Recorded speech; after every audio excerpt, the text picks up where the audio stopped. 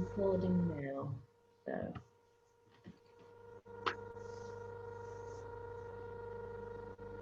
WBDS are producing 6 characters in search of an author on their YouTube channel in November. I'm Ali Bakewell and I've adapted it for Zoom and I'm directing the play. And I have with me Savannah Dixon, who plays the role of the stepdaughter. Savi, you've just started at Birmingham University in the middle of rehearsals and you're going to perform from your student flat. What are the additional preparations that's meant? I've had to do a lot of extra thinking about how I'm going to set up my setup.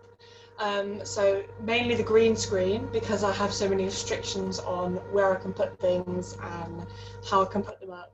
So right now the green screen, when it's up, is under a clock and attached with blue tack to a mirror because I can't put blue tack on the walls. So that presented problems in itself. Um, in terms of being in the flat, luckily there hasn't really been a problem in terms of my flatmates because they're all lovely and accommodating. And when I said, I'm going to be in a play, so when I'm doing the play, could you please be quiet, just because I don't really want excess noise.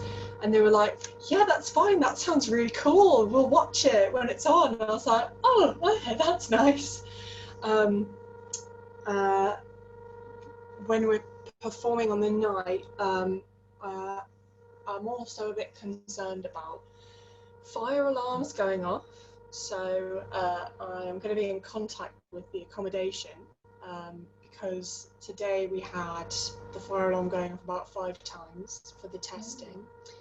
So I'm just going to check to see when it's all going to be done and that it's not going to happen in any evenings, because that would definitely take people out of the illusion of the play if suddenly there's a horrible sounding fire alarm going off. In terms of preparing around my uni work, I was very aware that suddenly I would be having a big shift in what my timetable and life looks like.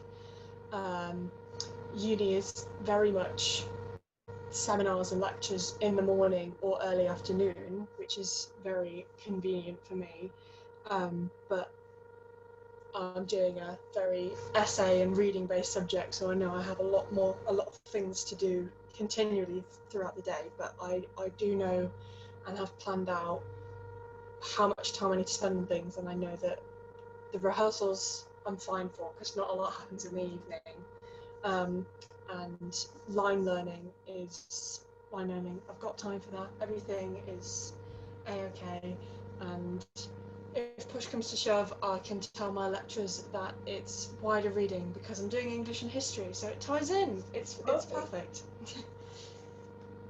And I guess you also had to take all your props and costumes to uni with you. Yes, I did. Had some extra bags fit into the car. Some of the props I was like, I don't know where I'm going to put this because it's going to slide around and I think it's going to break, but it all got here absolutely fine. Perfect. Right answer. What is the best thing about your role as the stepdaughter? The best thing about her is how relatable she is, just across time. From when it was written to now, she's still a very relatable character because she speaks to sort of a universal female experience in a way, because she's an extreme example, because basically she's just been screwed over her whole life by so many different people in so many different situations, and it's been very difficult for her. The way that she talks about things is timeless but also surprisingly modern, and something that works well with her character is that Barbara is playing the director, so the director is now a female part, so she sort of has someone that's like an ally in the play, whereas when the director was a man, when we read it before, she's very much alone, because like her mum doesn't really talk to her about it, and like she doesn't really relate to her mum. She can't talk to her about it. But with Barbara there, it adds something new to it, and it's quite nice her not being just suffering alone. Thank you. You talked about how the character can be relating to contemporary young women. We discussed the Me Too movement in relation to the experience of the stepdaughter. Would you like to tell us a bit more about that specifically? So her experiences, while they're not new, I think her attitude towards them is it's very relevant in discussions about Me Too, because she knows that the guilty party is the one who wronged her. She's not like, oh well, what was I wearing? She definitely, because she talks about where you put the blame and people who caused the wrongdoings. She does, because of when she does blame herself for some things. You can feel that she's ashamed of things that happened to her because of the way she talks about herself.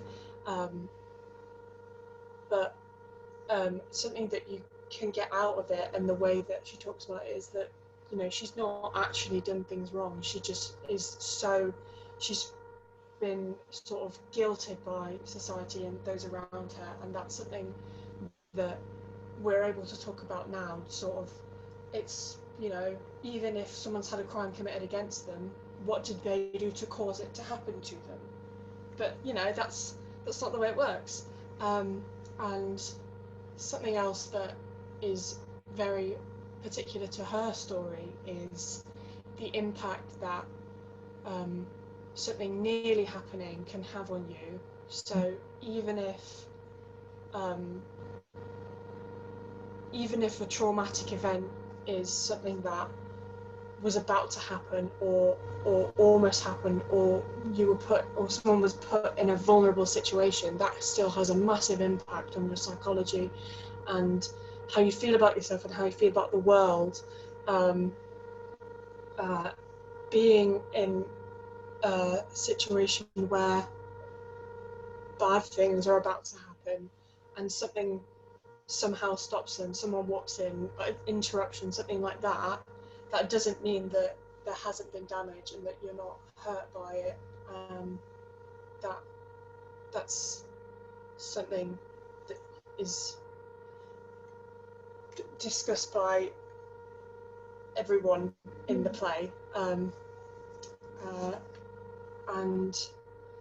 I think it also addresses the fact that if someone's put in a vulnerable situation and they're forced into something, or they're coerced, even if it's sort of, right, well, I'm going to do this now, that still doesn't mean that that's not something traumatic for them and something that's their fault. Like if someone is forced to do it out of helping their family, or in terms of Me Too stuff, because otherwise their career is completely over, then that's a very wrong thing that's happened. And just because somebody has been made to say yes to something, that doesn't mean that that's an okay thing to do.